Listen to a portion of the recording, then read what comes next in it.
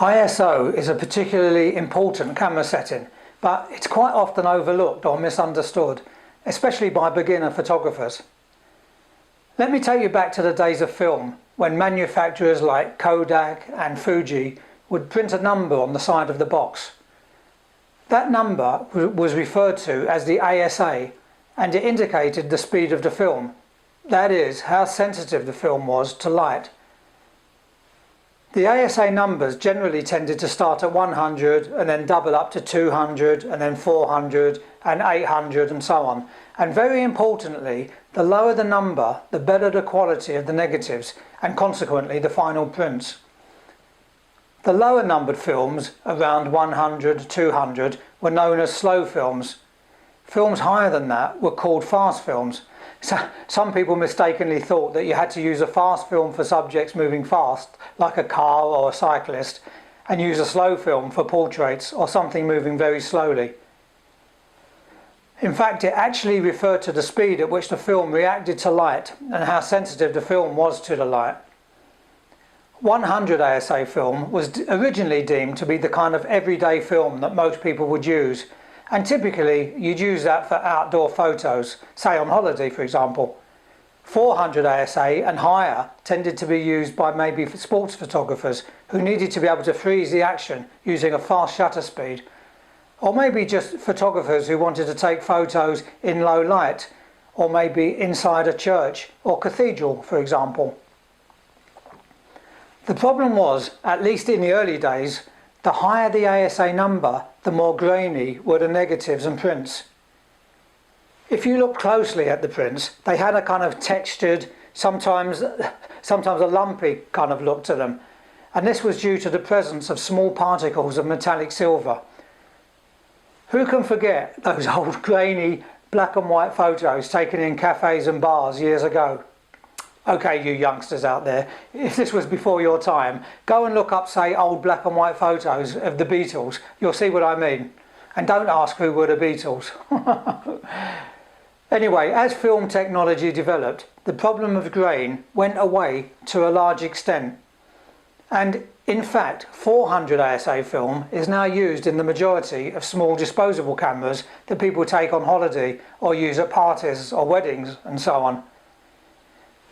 And then along came digital cameras, and in the digital world the term ASA was replaced by the letters ISO, and grain became known as noise. In the early days of digital cameras, the noise performance at higher ISO levels was relatively poor. You couldn't take a photo higher than say 200 ISO without it looking like a complete mess due to the presence of so much noise. But now, with the march of technology, compact and bridge cameras can easily go to ISO 800, 1600 even. And SLR and the new mirrorless cameras can easily get clean images at ISO 3200 and 6400, and even higher depending obviously on the camera. The image quality of modern cameras now is absolutely brilliant. It's wonderful to see. Plus, of course, the ISO can be changed on a frame by frame basis, whereas in the days of film you were locked into a particular ASA for the whole roll of the film. But despite the superb high ISO performance of today's modern cameras, it's still best to keep the ISO at its lowest possible setting for any given lighting condition to be assured of the best possible image quality. One little tip is that even though an image may look a little grainy or noisy when you look at it on a large screen, and a large size, if you print it, you may well get a very pleasant surprise, as the noise will not be as noticeable on a print. To demonstrate how the ISO works in practice, I'm going to take a few photos of this beautiful graphite guitar here. Unfortunately, it doesn't belong to me, it belongs to a good friend of mine. So, to start off with, I'm going to put the camera in manual mode, and I've got the aperture set to, let's see, 5.6, and the shutter speed is 1/60th of a second, and the ISO is 100.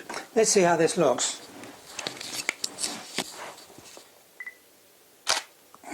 As you can see, that's far too dark. You can just about pick out some of the detail of the guitar.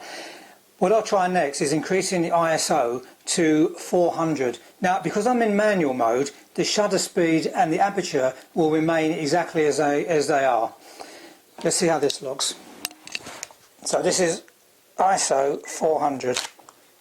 Okay, it's a little bit better. You can see more detail in the guitar, but it's still far too dark. So what we're going to do now is increase the ISO. The other settings will remain the same because we're in manual mode. I think if I went to ISO 800 it will still be too dark. So I'm going to go to ISO 1600. Let's see how this looks now. Okay, now we're getting somewhere. It looks a lot better now. But it's still too dark, isn't it? So let's increase the ISO to 3200. And that looks to be about the correct exposure. Notice that the shutter speed and the aperture didn't change throughout. But as I said, I was shooting in manual mode there, and I know most people will shoot in either aperture priority or shutter speed priority. So let's change to aperture speed priority and go through the same process again. I've set the aperture at f5.6 and the ISO 100, same as it was first time around. But because we're in aperture mode priority, the camera chooses the shutter speed, and it's chosen a really slow shutter speed of 1/8 of a second. And because of that, I wasn't able to hold the camera still for that length of time, and we got a blurry photo. So I'm going to increase the ISO to 800. Still on aperture f5.6. Right, so I'm now on a 40th of a second, which is a much better shutter speed. Still quite slow though. So I'm going to go to ISO 1600. And that should be a reasonable shutter speed. So I've now got a shutter speed of 1/80th of a second. To get back to where we were before, with the shutter speed of about 160th of a second, I'd need to increase the ISO to 3200. And that's exactly the same settings we were at before, but we arrived at those settings in a completely different way. So to sum up, you can really think of the ISO in manual mode as being a way of lightening or darkening the image.